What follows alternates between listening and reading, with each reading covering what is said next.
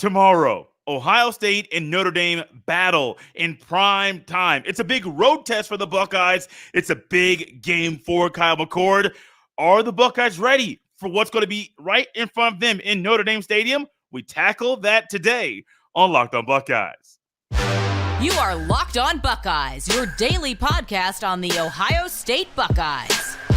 Part of the Locked On Podcast Network, your team every day.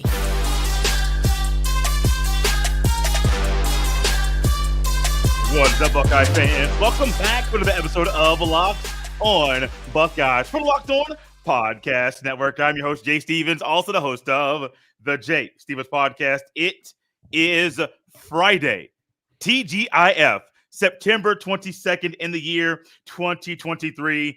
And this episode is brought to us by our friends at LinkedIn Jobs. These days, every new potential hire can feel like a higher stakes wager for your small business. That's why LinkedIn Jobs helps find the right people for your team faster and for free. Post your job for free at linkedin.com/lockedoncollege. Terms and conditions apply. For those of you watching us on YouTube right now, you see my guy, our guy, Jeff Hunt is back. It's big game, Jeff. Jeff was just talking about a shirt he wears during big games. He's worn it for the Natty. I wonder if he'll wear it tomorrow night. It's my guy, Jeff Hunt, officially of the Off the Ball Network, former podcast host. He's semi-retired, and I'm glad he can come out of retirement and make another appearance here on this show. Jeff, got a big game on our hands, man. This is as college. I'm not just a Buckeye fan. I am a rabid college football fan. As nervous as I am, as anxious as I am about Buckeye games, this is great for the sport, great for the country, great for the viewers. This is without a doubt going to be the highest rated game for a while. It's amazing. It's a good matchup this year. There's not a distinct advantage either way. I couldn't be more excited. The weather's great. Man, it's that time of year. Man. This is almost college football perfection, and it's basically what we consider the last season of college football as we know it. We don't know what the future is going to be like, but this is enjoy it, take it in, absorb it. It's a big deal. This is a big deal, dude. This is what we live for. Yeah. Growing up, I was not a big Ohio State fan. I was a fan, don't get me wrong, but I was not like a big fan like I am right now. But on a Saturday, Texas, Oklahoma, dude, I live for it. Ohio State, Michigan, I was a kid. Didn't know all about the rivalry, but I knew it was something big. I was here for it. Alabama, Auburn, the kick six, I'm here for it. Ole Miss, Mississippi State, these rivalry games. But then you get into Clemson, Georgia, reliving the old days of that rivalry.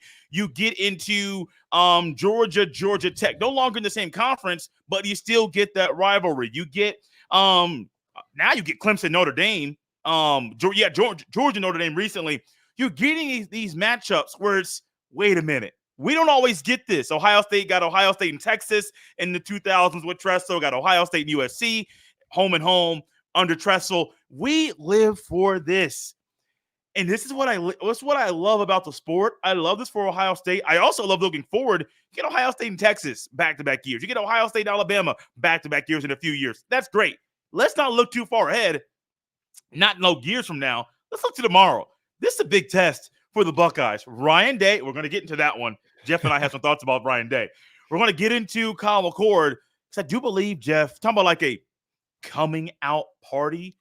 If this young man comes out here and just slings the ball all around the yard, has another game where he has 4 incompletions, where goes 19 to 23, has 3 or 4 passing touchdowns, we're looking at a guy saying, oh my, like preseason Heisman favorite? No. Should he be in there? Probably. It could be his coming out party. I don't know if he's ready for it, but we're going to find out. Yeah, if McCord's the reason they win this game, like he's on the map. That's it. 'Cause if you're the quarterback at Ohio State, like the track record for the last almost 20 years is that, like, okay, we have faith in you and you're a good to great college football player. If McCord is the reason they win this game, first of all, if they win this game at all, he's automatically stamped in Ohio State history. That's how we do it. That's how we do it. We stamp these moments in times. We remember players that step up. We remember, like, I just want to take a minute to address something. Like, Ohio State fans, the fan base, the biggest fan base in the world, like by the numbers, has been very hard on the team this year. And, we're taking a lot of heat for that. Even the big time national media keeps coming down on like, oh, they're so critical. Nothing's good enough. Nothing's good enough. Nothing's good enough. But what I try to explain to people is we are the biggest fan base, but we are a great fan base. We also recognize, when great things happen. We know we have expectations, but our expectations don't exceed what we know you can achieve. And we've been right about that several times. And I just want to compare it to a team like Notre Dame, like all the pressure's on them. They haven't won a national championship in 35 years, Jay. Notre Dame, like they're the ones since the year I was born. Yeah, they're the I ones was born in June of that year, and they won the Natty. I think I believe earlier in '88 because of if I remember correct, there was anyway, it's a controversial Natty at the time, but they won it fair and square. That was a good team, but like I remember that and thinking that like, oh, Notre Dame wins them all the time because growing up, that was just how it was. I didn't grow up in a world that Ohio State won national champions. I was born 75, but they're the ones with the pressure. They're the ones that they need to step up.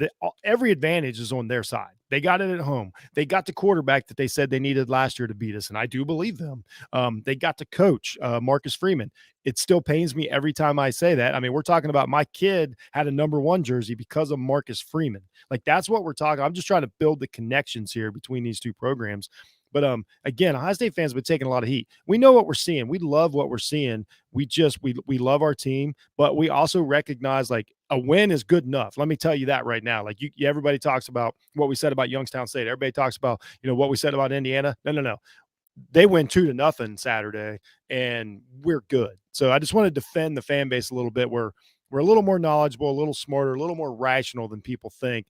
We love our Buckeyes. We eat, sleep, and breathe our Buckeyes. We're very emotional, and that's how it is.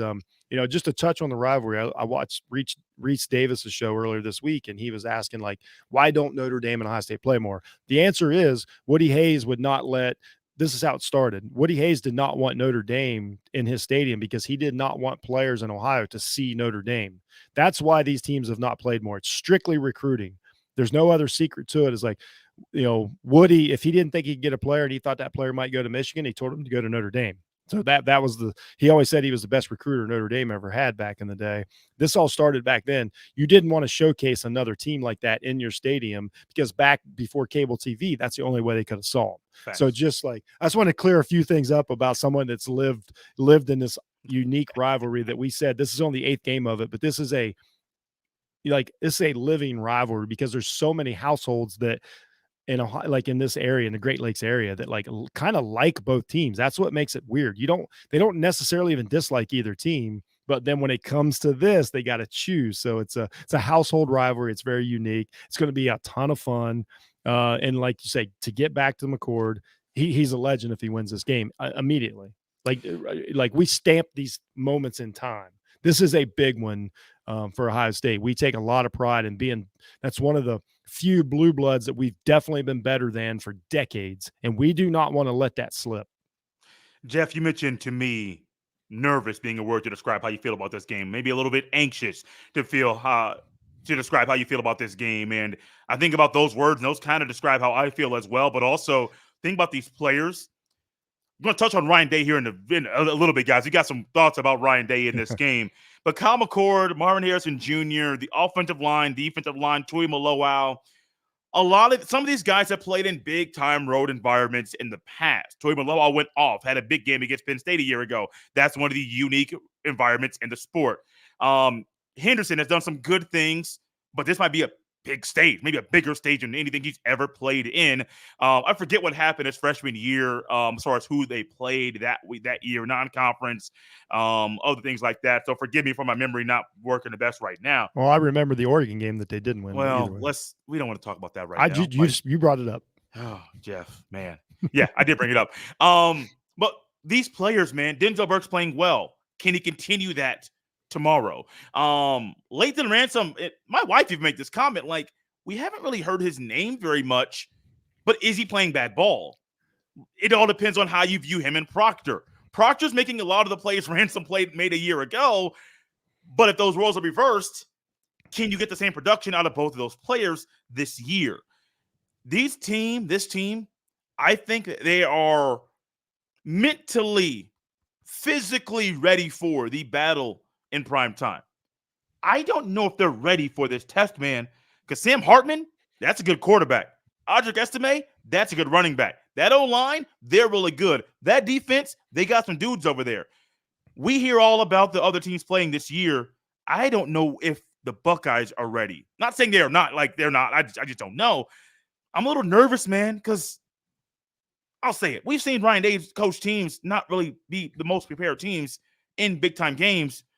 I hope they are, because they're going to need to be, because if not, Notre Dame could win big. Yeah, if they come in flat like we've seen them several times over the last few years, like it's over.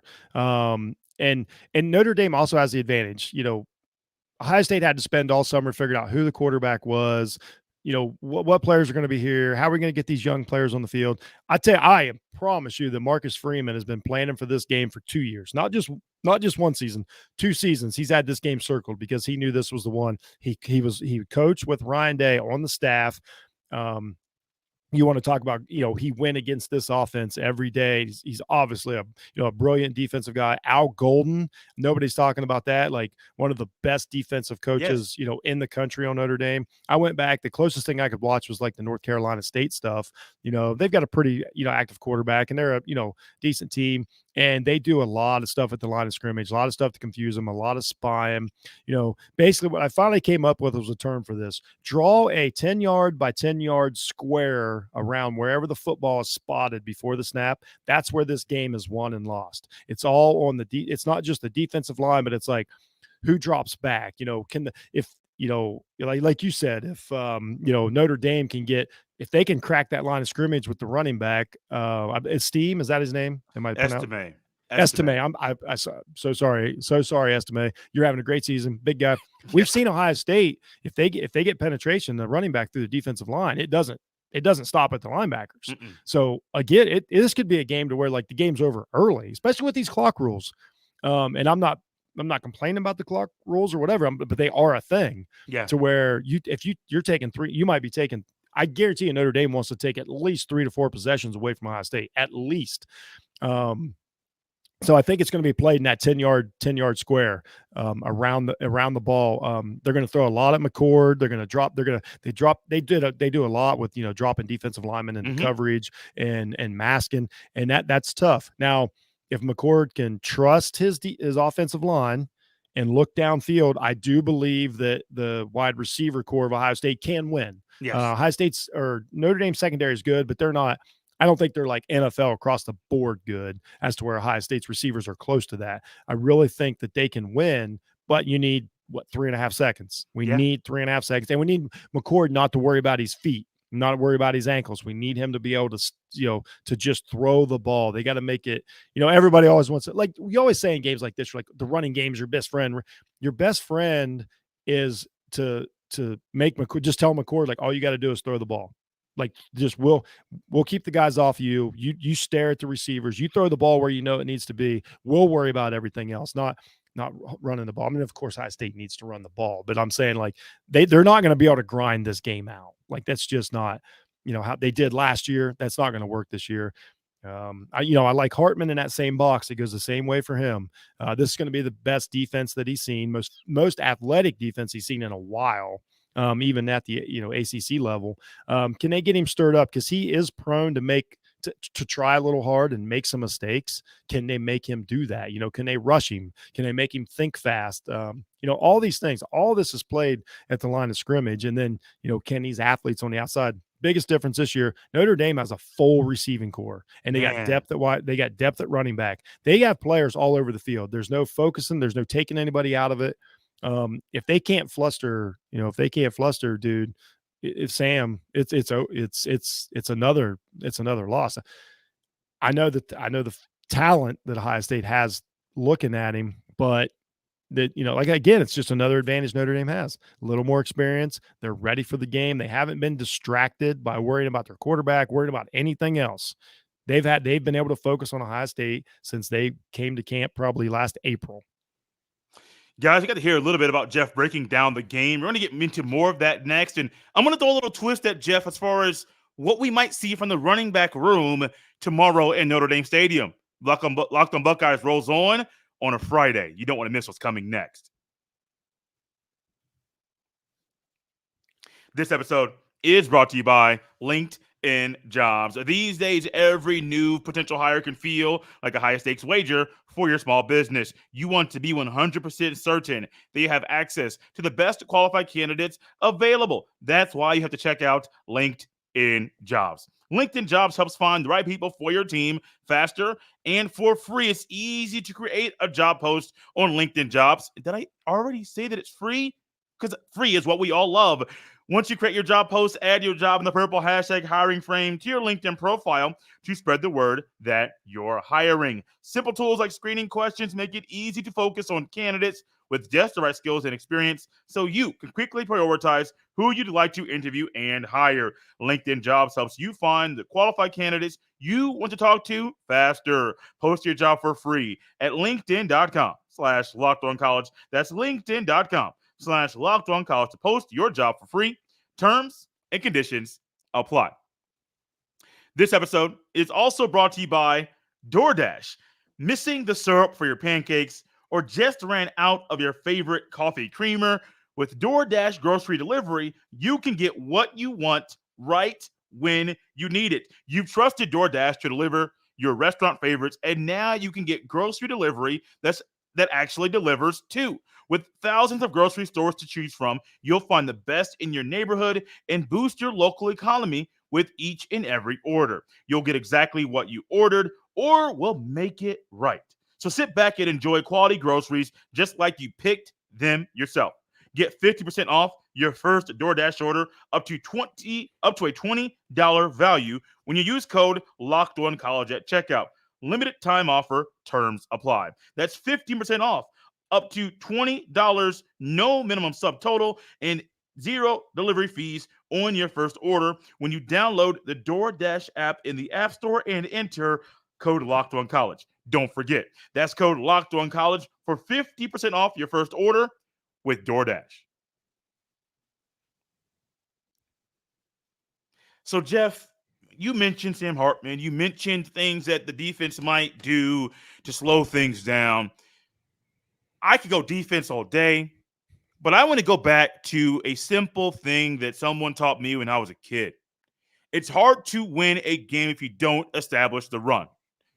The Buckeyes, I don't believe this year, have had a single back have over 100 rushing yards. I don't know off the top of my head. I haven't fact-checked this recently. I don't think they've rushed for over 250 in a game either. Now, there was a time we think about a Buckeye running game, 200, 225 is a given. You walk into the stadium, you're going to rush that. Starting back, backup back. You're going to get that collectively as a unit. As talented as these guys are, I don't know what to expect from them in this game because my eyeballs tell me play number 19 more. We're not getting number 19 on the field as much as I believe he needs to be. And I understand mine. I think mine's a little dinged up, which is why he hasn't played a little bit more either. But my eyeballs tell me play number 19 a whole lot more than he is by giving him the ball. Tomorrow is a day for that to happen. I don't know if it will. Yeah, I'm going to be optimistic about this one, and I actually believe this. I think Day hopefully learned a little bit of a lesson last year. I think he is literally saving his running backs. I think that if you tell me you wanted Chip to go for 200 against Western Kentucky, he obviously could. Yeah. I really think that he is playing him as minimal as possible because in this game, you're going to at this point, if you even have 2 3/4 healthy running backs at their level, that's really good. Yeah, it is. I mean, as much as we're hard on Henderson, in doses, he does put strain on the opposing defense. Yes, a lot of strain, bro. It's a lot of easy to see. strain if used right. And I sincerely think that they've kind of kept him in a box and kept him on mothballs because I think he learned, last year or maybe the year before, like these guys get dinged up early and then you get into these big games and you just don't have them. I mean, not that this isn't as far down the road, but against Michigan both times, like we've been, the running back's been dinged up, not healthy. Not that that's an excuse, but like you just don't have that weapon. I really think, and you kind of stole my thunder there. I think if you tell me Sunday morning Ohio State won this game, I will tell you that Chip Trainum was one of the best players on the field. I believe that he looks like a guy that kind of knows how to play winning winning football. And I don't mean that Yeah. the other guys don't, but like Right. there's just something about him that he's like understands the situation, puts his foot in the ground, gets those, up and down yards. Henderson is what Henderson is. He's a very athletic player in the backfield. I don't mean that's just as kind as I can say it. He's a kind of a good all around football player that happens to be a running back. I don't think he's going to go ahead. You can get a long way like that in college normally. Like that athleticism as a running back can, if utilized the right way, can get you a long way. You can win awards that way. This is not a knock against Henderson. Like, I have been very critical on this show for a long time. He's played some good ball this year. It hasn't been perfect. He's played some good ball. It goes back to something I said a year ago. In big games or just in general, there might be somebody else on the team that is a better bet for the offense to be more productive over the 4 quarters of that game. That's not to say Henderson won't be productive in that matchup. It's just there might be somebody else on the team that will be or can be more productive than him. And Ryan Day's not a real running back friendly offensive coordinator. I mean, that's a shortcoming of Ryan Day. That J.K. Dobbins 2,000 yards. That's a crazy thing, man. 2019, and that was all J.K. Yeah, like that's just J.K. knowing how to play football. I mean, it's just the truth. That's J.K. knowing how to play football and being a NFL level, running back. And that's fine. I'm not even going to sit here and tell you I want to pound the ball all day, but like with the new clock rules, like it is nice if you can do it. But what I do like is that we have athletic guys back there. Yeah. So like if there's a crack, because this game's going to be decided by somebody breaking a 70-yard run or somebody breaking a 60. Like that's just how this is going to go. Like I don't think you're going to tell me Sunday morning like, oh, they gutted it out like last year. Ohio State, that kind of, we call it the game-winning drive. That was great. I liked it then, getting 4 or 5 yards of play, finally got down there, got in the end zone. This game is going to be busted open by Notre Dame and Ohio State. Like both their running back core, somebody's going to have a big run, and it's who's going to have more of them.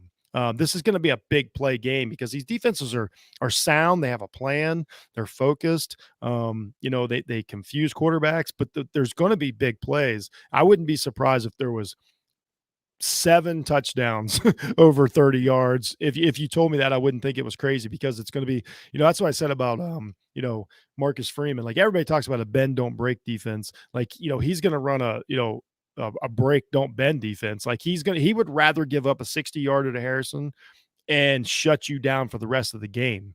It's kind of the opposite of old school football is what we're doing here. And the running back's going to be used to either seal the game or not. I mean, Hartman's going to have to throw the ball. McCord's going to have to throw the ball.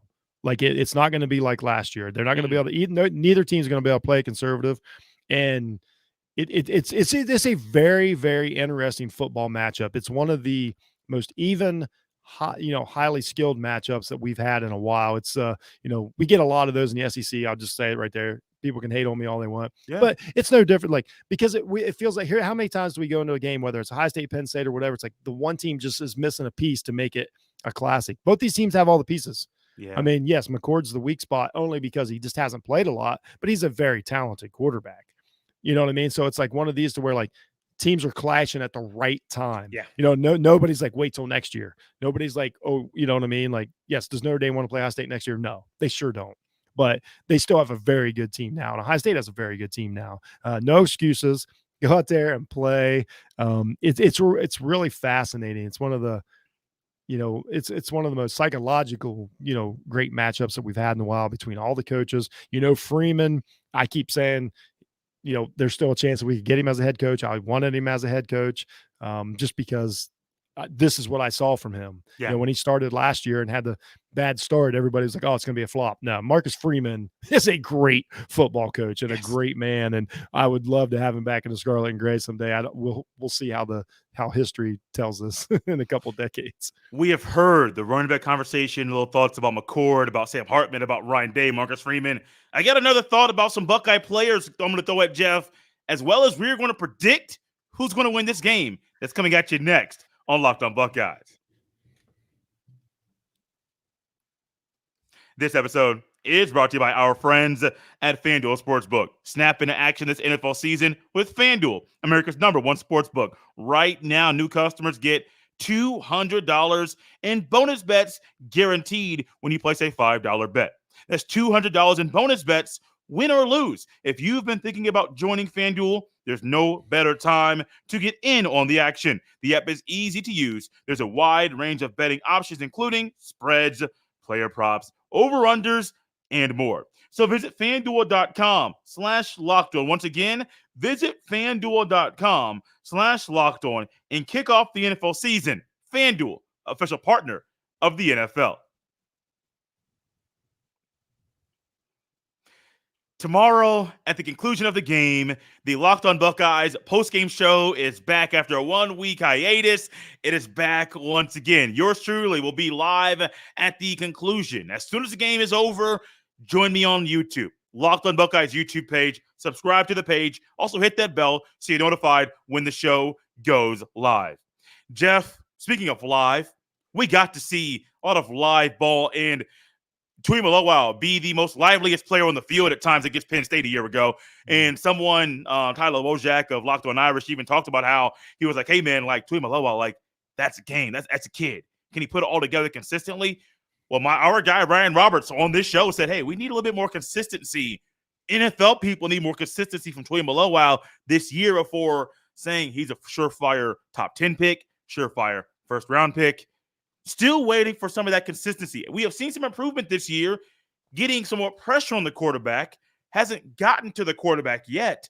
But Jeff, talking about big stages and Kyle McCord, how he'll perform, this is a time for JT Tuimoloau to really remind everybody that he is that dude on the Buckeyes defensive line.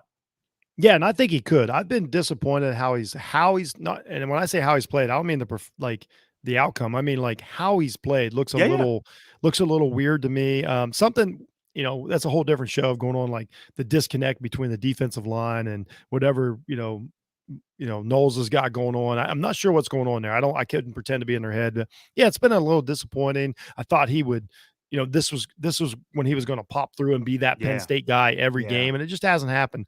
But again, I never pretend to know what they're told to do. I don't know what the play calling is. I don't know what the assignments are. So I don't want to pretend to sit here because, like, if you look at, like I say, I've openly said that Jack Sawyer's been a bit of a disappointment. He's one of the highest graded players at his position in PFF. Like, so the guys that analyze the tape and do all the numbers, they think Jack Sawyer's having a really good season. So I'm not going to, sometimes I take a step back and be like, okay, I don't see him crushing the quarterback, so I think he's having a bad season. That may not be true. Yeah. Maybe the same thing for JTT.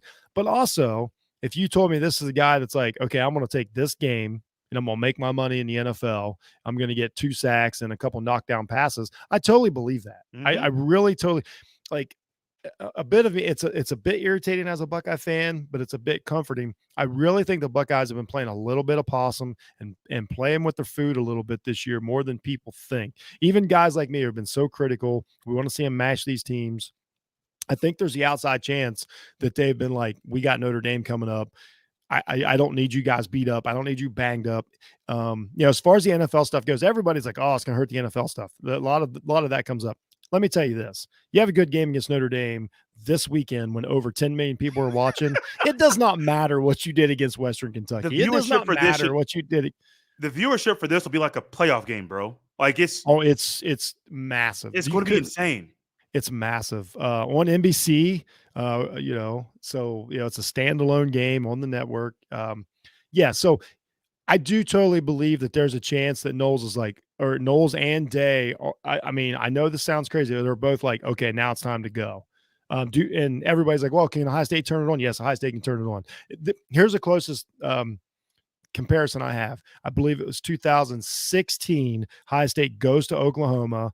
Just lost all the draft picks to one of the greatest drafts the college football team's ever had. We're going to Oklahoma to play Baker Mayfield and the Oklahoma Sooners. Everybody forgot about this game. Baker forgot about it. Oklahoma fans forgot about it. Everybody's forgot about this game.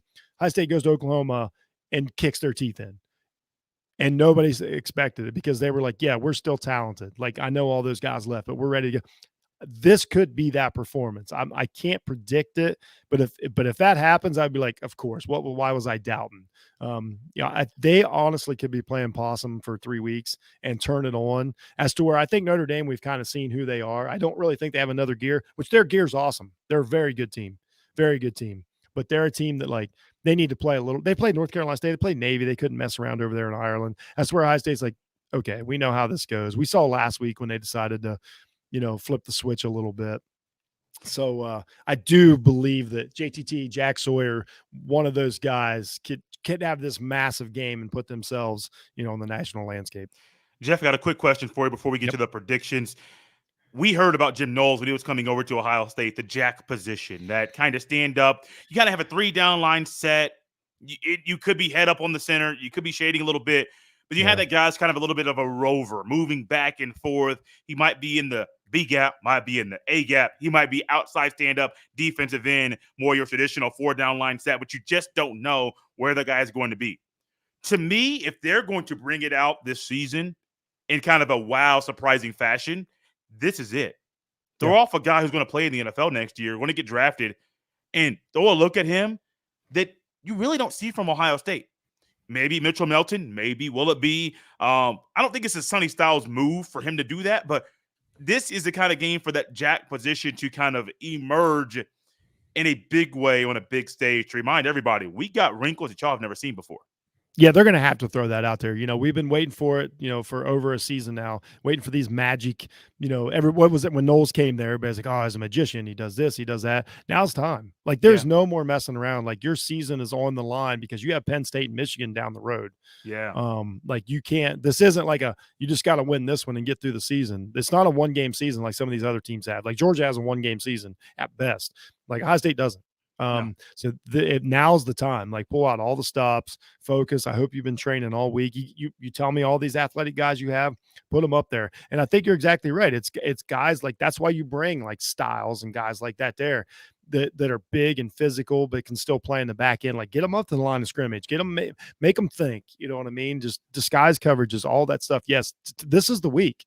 Like, it has to be. I would tell you this, if they come out and play the same, stuff that they've done the last 3 weeks, like, they're going to lose. Like, that's just all there is to it. Because Notre Dame, like you said, Notre Dame knows you're going to do it. I had a friend at work. I was kind of breaking down the game, and he's like, here's the thing. If you saw it and I saw it, that, Marcus Freeman saw it. So like I would be, that would be probably the most disappointing thing is if they come in here and play the exact same way they've done for the last 15 games. That would be super disappointing from an Ohio State perspective. Jeff, I will go ahead and give my prediction first. I gave it on yesterday's show. I'm going to give it again today. I am nervous, excited, anxious, a little uneasy with some of the way that the Buckeyes have played in big games in regular season. Oregon 2021. There's other things that have gone and been involved in that. I'm going Notre Dame 34-31. And it's not because I don't trust McCord or Harrison or Tuimoloau or some of the other guys, or Burke. Burke's been playing out of his mind. It's part of me remembers we want Ryan Day from Georgia. We're not getting that right now. And I don't even think we got that a week ago. I think that was just like the players saying, look, this game's over. Like, Western Kentucky cannot play with us. Let's turn it up. Let's crank up the intensity and go over. If we get Ryan Day from Georgia tomorrow night, it's over, bro. Like, Buckeyes are too talented. I just don't think we get that version.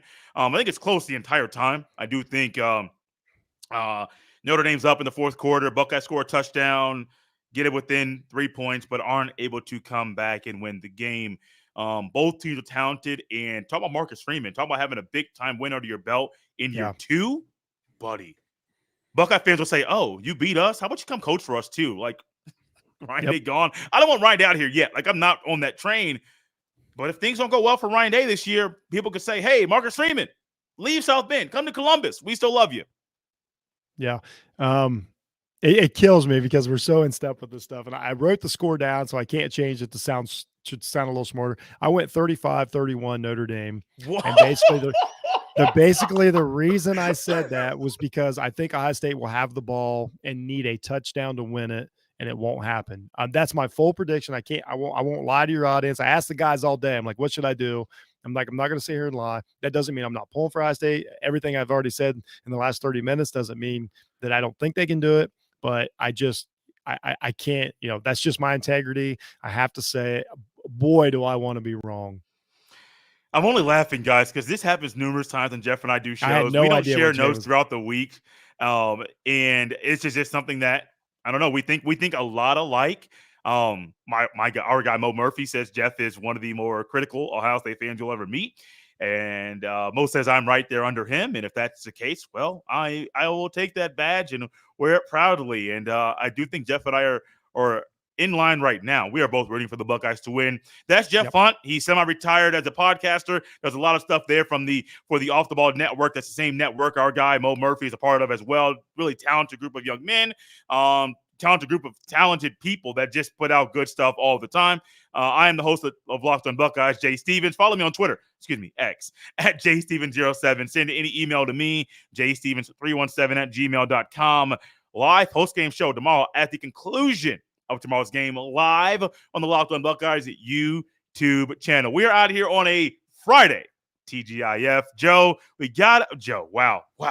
My mind's going somewhere else. Jeff, got to end the show. We didn't do this last time we were here, but we got to end it right. For Buckeye fans, there's only one way to end this show before the big game tomorrow. OH? I-O, baby.